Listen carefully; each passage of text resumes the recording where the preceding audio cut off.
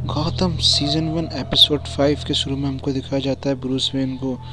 वो किसी टाइप की रिसर्च कर रहा होता है वेन्स इंटरप्राइजेस को लेकर।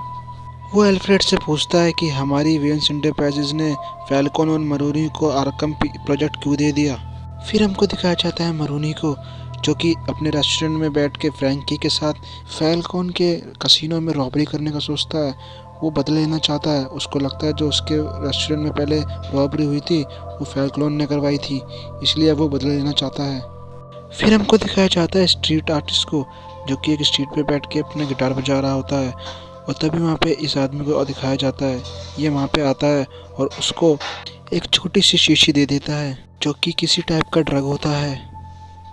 इस बॉटल पे लिखा होता है ब्रीथ मी। फिर वो उसको ब्रीथ करता है और उसमें एकदम से बहुत ज़्यादा एनर्जी आ जाती है। फिर वो एक स्टोर में जाता है और वहाँ से बहुत ज़्यादा दूध पीने लगता है। इस बंदे में इतनी ताकत आ जाती है कि वहाँ पे स्टोर पे लगा हुआ एटीएम भी उखाड़ के ले जाता है। फिर जिम और हार्वी वहाँ पे आते हैं और शॉप ओनर उनको बताता है कि वो बंदा अपने हाथों से ही एटीएम मशीन उखाड़ के ले गया। फिर हमको दिखाया जाता है फिश मूनी को जो कि लिसा को एक ओपेरा म्यूजिक सिखा रही है। ये म्यूजिक फैल्कन को बहुत पसंद है। यहाँ पे फिश मूनी लिसा को ट्रेनिंग दे रही है ताकि फैल्कन को वो फंसा सके।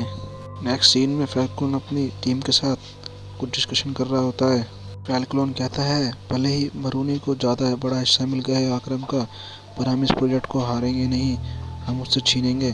तो इस पर हमें एक नया करेक्टर इंस्टीट्यूट होता है जिसका नाम निकोलॉय होता है। निकोलॉय भी फैल्कन के लिए काम करता है। फिर जिम और हार्वी उस स्टोर में लगे सीसीटीवी कैमरे की मदद से उस बंदे की उनको फ़ोटो मिल जाती है जिससे उसको ढूंढने निकल जाते हैं। फिर उनको एक लड़की से पता चलता है कि वो पीछे की एक बैकयार्ड में है। वो उनको वहाँ पे एटीएम मशीन के साथ मिलता है और उनसे कहता है मुझे और ड्रग चाहिए।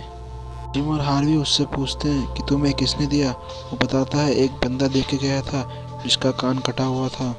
फिर वो बंदा जिम और हार्वी को मारने के लिए वो एटीएम मशीन उठा लेता है और अचानक से उसकी ताकत चली जाती है और वो बहुत बुरी तरह एक हॉरेबल डेथ मर जाता है। नेक्स्ट सीन में वही बंदा हमको दिखाया जाता है जिसने शुरू में स्ट्रीट आर्टिस्ट को ड्रग्स दिया था। वो लोगों में ड्रग्स ऐसे ही बांट देता है रोड पे चलते हुए और सब लोग उसका शिकार हो जाते हैं। इस सीन में ब्रूस एल्फ्रेड से कहता है मुझे अपनी कंपनी के बोर्ड डायरेक्टरों से मिलना है। वो एल्फ्रेड से कहता है मैं जानना चाहता हूँ कि वेन्स इंटरप्राइजेस ने क्यों इतना बड़ा प्रोजेक्ट क्रिमिनल्स के हाथ में दे दिया। फिर टीवी पे न्यूज़ आती है कि शहर में एक अजीब सा ड्रग फैल रहा है जिसको लेकर कुछ देर के लिए तो ताकत आती है पर उसके बाद एक हॉरेबल डेथ हो जाती है और न्यूज़ वाले इस ड्रग को वाइपर नाम से कहते हैं। रेड उनको बताता है कि वाइपर एक ऐसा ड्रग है जो बॉडी में अनयूज डीएनए को एक्टिव कर देता है जिससे कि बॉडी में कैल्शियम की कमी हो जाती है और बॉडी में कैल्शियम बहुत जल्दी बर्न होने लगता है, इसलिए ये लोग मिल्क कंज्यूम कर रहे हैं। फिर रेड उनको ये भी बताता है कि ये जो टेक्निक है ये कितनी छोटी मोटी लैब में नहीं बन सकती, इसके लिए एक बहुत बड़ी लैब चाहिए और हमारे गौतम सिटी में एक वेन्स इंटरप्राइजेस की लैब और दूसरी वेल्जेन नाम की लैब है। फिर हमको दिखाया जाता है डॉन मरोनी को जो कि अपने रेस्टोरेंट में एक प्लान बना रहा होता है कि कैसे फैल्कन का कसिनो लूट सकते हैं। फिर पेंगुइन मरोनी को अप्रोच करता है और कहता है मैं आपकी मदद कर सकता हूँ। मैं तो मरोनी पेंगुइन को मना करता है पर बाद में पेंगुइन उसको कन्विंस करता है। पेंगुइन फ्लो में मरोनी को सब बता देता है। वो बता देता है कि वो फिश मूनी के यहाँ पे काम करता था और वो फैल्कन से भी मिला हुआ है। वो कहता है कि कैसे जिम गॉर्डन ने मेरा फेक एनकाउंटर किया डॉल फैल्कन के कहने पर, अब दुनिया की नज़रों में मैं मरा हुआ हूँ। उसकी ये बात सुनकर मरोनी उस पर हमला कर देता है। फिर हमको वेल्जेन कंपनी के डायरेक्टर टाइलर रीस को दिखाया जाता है। फिर जिम और हार्वी उसको बताते हैं हम ऐसे शख्स को ढूंढ रहे हैं जिसका कान कटा हुआ है। वो बताती है कि ऐसा शख्स वेल्जेन कंपनी में काम करता था, उसने अपना कान खुद ही काटा था और उसका नाम है स्टैन पटोस्की। वो उनको ये भी बताती है कि वो एक बहुत ब्रिलियंट एम्प्लॉय था और वो खुद की लैब बना सकता है। फिर पुलिस स्टेशन में फ्रैंकी आता है जो कि मरोनी के साथ काम करता है। वो जिम को कहता है तुम्हें डॉन मरोनी ने बुलाया है, तुमको मेरे साथ चलना होगा। फिर हमको डॉन मरोनी को दिखाया जाता है जिसने कि पेंगुइन को पकड़ा हुआ है। वो जिम से पूछता है कि इसने मुझे जो स्टोरी सुनाई है तुम भी मुझे वैसी स्टोरी सुना दो, अगर तुम्हारी स्टोरी सेम हुई तो मैं तुम्हें दोनों को जाने दूंगा। वरना मैं तुम दोनों को मार दूंगा।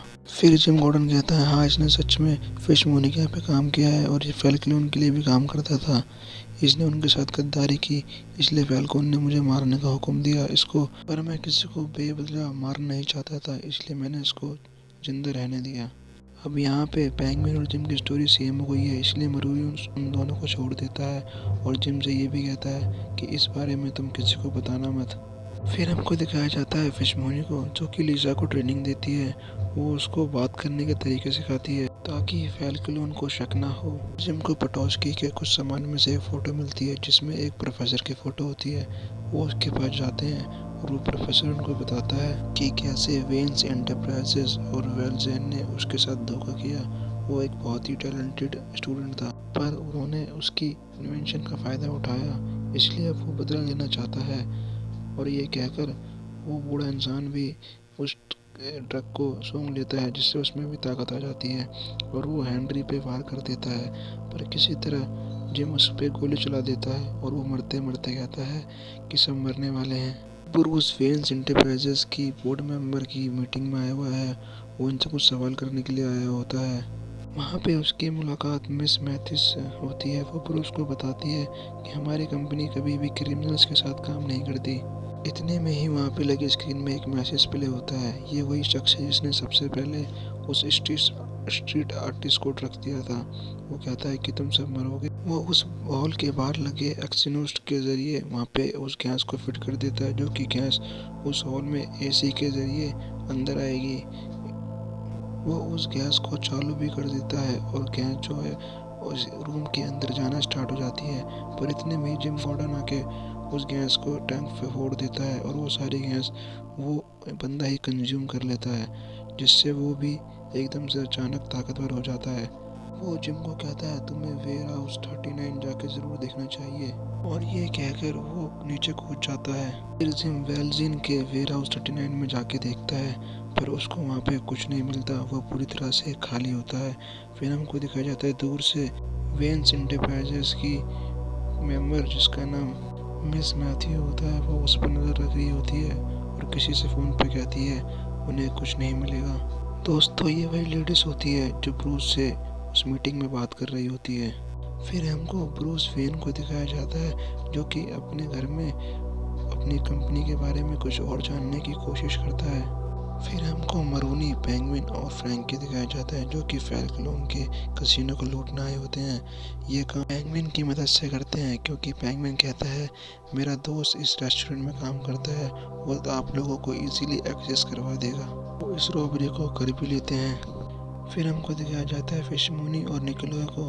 ये दोनों फैल्कन को मारने के लिए प्लान बनाते हैं, जिससे हमें पता लगता है कि ये दोनों एक साथ काम करते हैं और उसके बाद ही इंटीमेट हो जाते हैं। फिर हमको दिखाया जाता है फैल्कन को जो कि कहीं पे बैठ के कबूतरों को दाना दे रहा होता है। तभी वहाँ पे लीजा आती है और एक गाना गुनगुनाती है। उसको ये गाना गुनगुनाते देख फैल्कन उसको अप्रोच करता है और कहता है तुम्हें ये गाना पसंद है?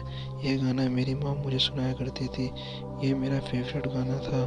फिर ये दोनों उस गाने को बैठकर सुनते हैं, जिससे कि इनकी दोस्ती हो जाती है और यहीं पे ये एपिसोड ख़त्म हो जाता है।